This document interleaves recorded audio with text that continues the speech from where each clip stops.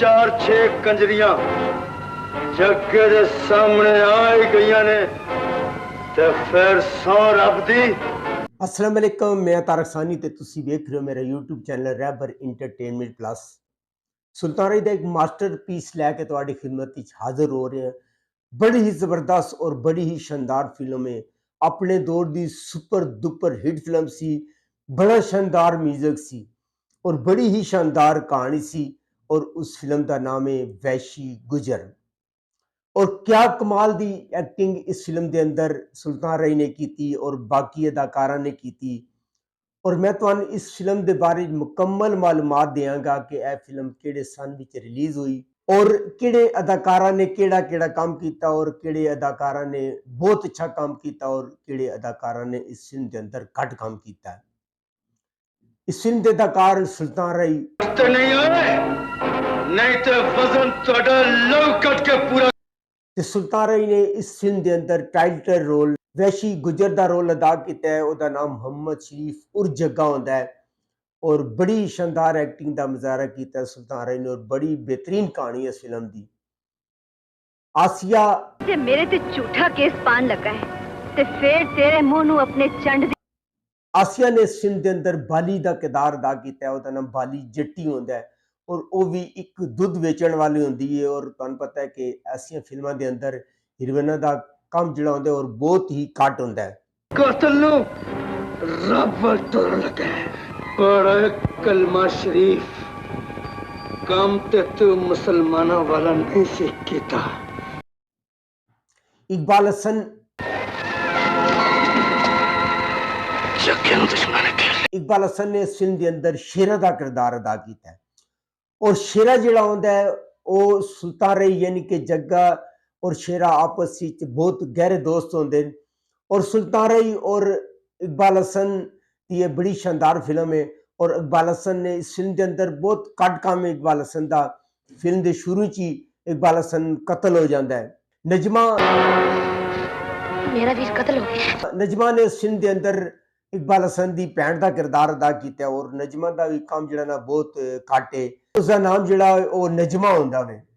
अफजाल अहमद मैं निका जैसा ते मेरे मां प्यो मैंने भुल के। अफजाल अहमद ने इस फिल्म के अंदर राजू का किरदार अदा किया है। और राजू राकड़ जिहड़ा होंदा है वो जग्गे का दोस्त होंदा है। और जेल के अंदर राजू और जग्गे की आपस विच दोस्ती का आगाज होंदा है। अदीब तेनू कबर पहुंचाने लई गोलियां नाल अदीब ने इस फिल्म के अंदर चित्रे का किरदार अदा किया है। और चित्रा जिहड़ा होंदा है इस फिल्म का मैन विलन होंदा है। बहार बेगम कंध जमीन ते लग गई रब दी सौ पूरे। बहार बेगम ने इस फिल्म के अंदर सुल्तान राही की मां का किरदार अदा किया है। घट काम है लेकिन अच्छा काम है। सावन तू दस थानेदारा ऐस तो पहले कदी बुढ़े दी सावन ने इस फिल्म के अंदर बुढ़े गुजर का किरदार अदा किया है। और बुढ़ा गुजर जिहड़ा होंदा है वो जग्गे का दादा होंदा है। और शानदार अदाकारी का मुजाहरा किया है सावन ने इस फिल्म के अंदर और बड़ा ही अच्छा काम है। ज़ाहिर शाह तेनू पता नहीं साडा नावा नहीं। ज़ाहिर शाह जिहड़ा होंदा है वो अदीब यानी कि चित्रे का वीर होंदा है। उसका भी कोई इतना खास काम नहीं है। जग्गी मलक जग्गे दी की जरूरत है बाबा तेरे हुक्म के इनकार। जग्गी मलक ने इस फिल्म के अंदर शेरे का किरदार अदा किया है और बहुत ही घट काम है जग्गी मलक का इस फिल्म के अंदर।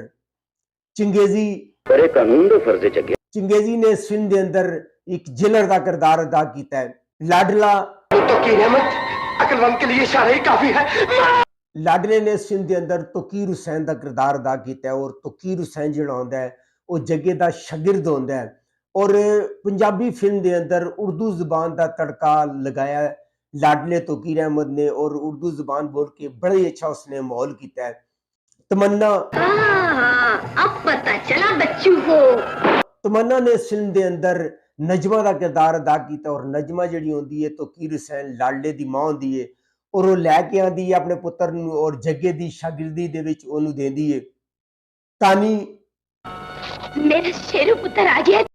तानी ने इस फिल्म के अंदर इकबाल हसन की मां का किरदार अदा किया है। और इकबाल हसन की जिहड़ी मां होंदी है वो अन्नी होंदी है और अन्नी दे किरदार विच तानी बेगम ने बहुत अच्छा काम किया है और शुरू च फिल्म के शुरू जदों इकबाल हसन कतल होंदा है ते नाल वो भी वफात पा जाती है।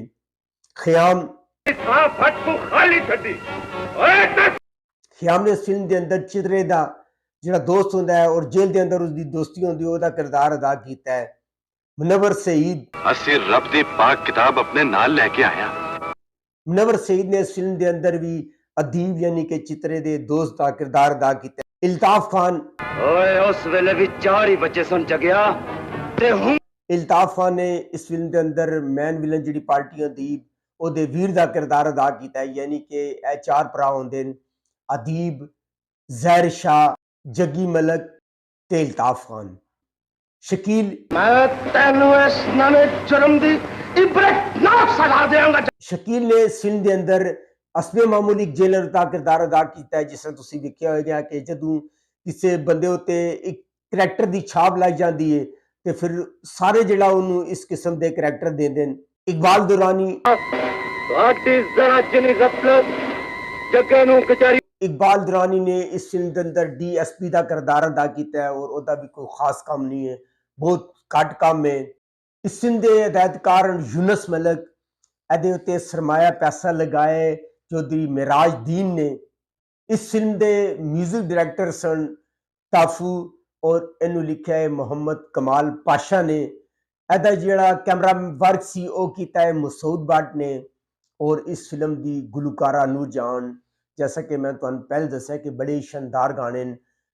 तेरी हिक ते आ लड़ा पावां वे, अच्छा खड़कणगे अलार्म, दिल विच धड़कणगे अलार्म, वे जगिया, यानी कि बड़े शानदार म्यूजिक है और बड़ा ही अच्छा काम है, बड़ी अच्छी कहानी है। सुल्तान राही दा मास्टरपीस ये फिल्म है और यह फिल्म यूट्यूब पे मौजूद है, तुसी जाके वेख सकते हो।